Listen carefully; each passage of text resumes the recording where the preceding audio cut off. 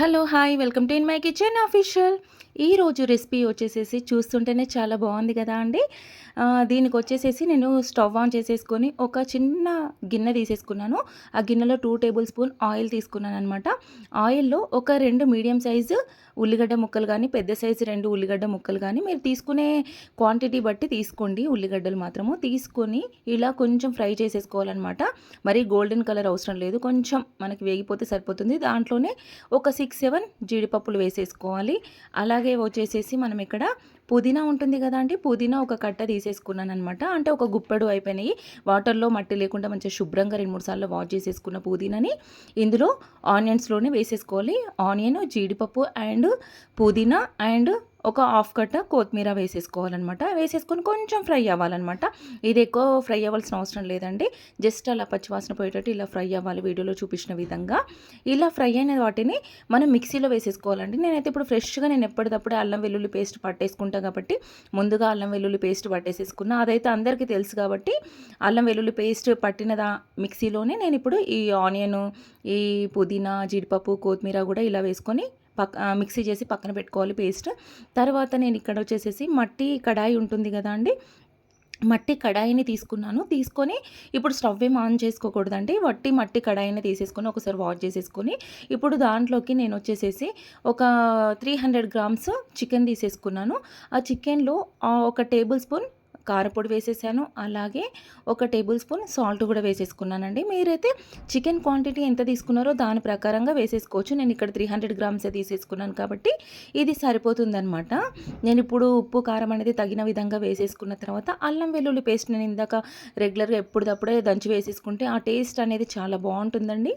అందుకని అల్లం వెల్లుల్లి పేస్ట్ ఎప్పటిదప్పుడు దంచేసేసి నేను ఒక టేబుల్ స్పూన్ వేసేసుకున్నాను. అలాగే ఒక 4 పచ్చిమిర్చి చీల్చుకొని వేసేసాననమాట.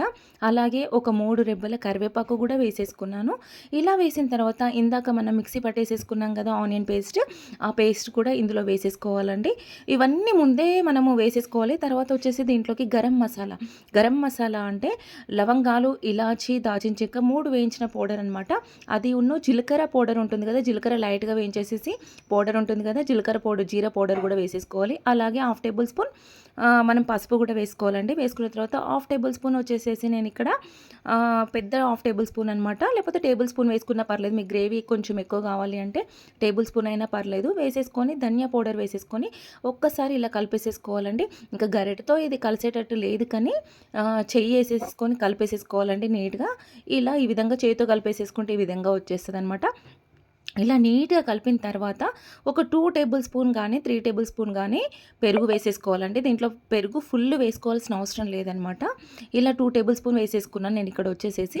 ఇది ఎందుకు పెరుగు 2 టేబుల్ స్పూన్ చాలు అంటే మనం కుక్ చేసేటప్పుడు ఏంటంటే చికెన్తో పాటు ఆ పెరుగు ఏంటంటే దానికి కలిసిపోయి వాటర్ అనేది యాడ్ అవుతుంది అనమాట. చికెన్లో మనం వాటర్ యాడ్ చేసుకోవాల్సిన అవసరం లేదనమాట. అందుకని ఒక 2, 3 టేబుల్ స్పూన్ సరిపోతుంది, ఎక్కువ వేసుకోవాల్సిన అవసరం లేదు. ఇప్పుడు ఇదంతా కలిపేసి పెట్టేసుకున్నాం కదా, దీనిపైన ఇలా నేను ఆయిల్ అనేది వేసేసుకున్నాను. మీకు ఇష్టం అంటే నేనైతే ఆయిల్ కొంచెం తక్కువ తీసుకుంటాను. మీరైతే కొంచెం ఎక్కువ తినే వాళ్ళైతే ఒక 4 టేబుల్ స్పూన్ వరకు కూడా ఆయిల్ వేసేసుకోవచ్చు. నేను ఇక్కడ వచ్చేసి ఒక 2 table spoon 3 table spoon oil వేసేసుకున్నాను. అలాగే ఇదేంటంటే దమ్ చికెన్ అనమాట. యాక్చువల్లీ ఏంటంటే మనకి మీకు అల్యూమినియం కవర్ లేకపోతే గోధుమ పిండి కానీ మైదా పిండి కానీ పెట్టేసేసుకోవాలన్నమాట. నేను వీడియోలో చూపించిన విధంగా మూతకి మొత్తం పెట్టేసేసుకొని ఎక్కడ చిన్న గాలి కూడా బయటికి ఎయిర్ పోకుండా కూడా అట్లా దమ్ పెట్టేసేసుకున్నాను. ఇలా దమ్ము ఒక 5 మినిట్స్ ఏమో హై ఫ్లేమ్లో పెట్టేశాను. మిగతాది మొత్తం మీడియం స్లిమ్లో పెట్టేసేసుకొని ఉంచుకున్నానండి. చూడండి కర్రీ మాత్రం ఇదంతా నాకు 25 to 35 మినిట్స్ పట్టిందండి. ఇది మొత్తం దగ్గరకు అసలు నేను ఏం తీయలేదు, లాస్ట్ వరకు తీసేసాను అనమాట. చూడండి ఇదంతా దగ్గరకు వచ్చింది. కాకపోతే ఒక్కటి ఏంటంటే నేను మట్టి కడాయి పెట్టాను కాబట్టి కొంచెం మాడిపోయే ఛాన్స్ ఉన్నాయన్నమాట కింద. అలా ఏమన్నా మాడిపోతుందేమో అని డౌట్ వచ్చింది. అందుకే కొంచెం స్లిమ్లో పెట్టేసేసుకున్నాను అనమాట. ఫస్ట్ హై ఫ్లేమ్లో 5 మినిట్స్ పెట్టేసి తర్వాత సిమ్లో పెట్టేసేసుకున్నాను. చూడండి కొంచెం కింద అడుగంటినట్టు అనిపించింది అంతే కానీ కర్రీ మాత్రం సూపర్ వచ్చిందండి. ఇది దమ్ చికెన్ అనమాట. మీరు అదేంటి చపాతీ కానీ అన్నంలో కూడా సూపర్ ఉంటుంది. Please subscribe.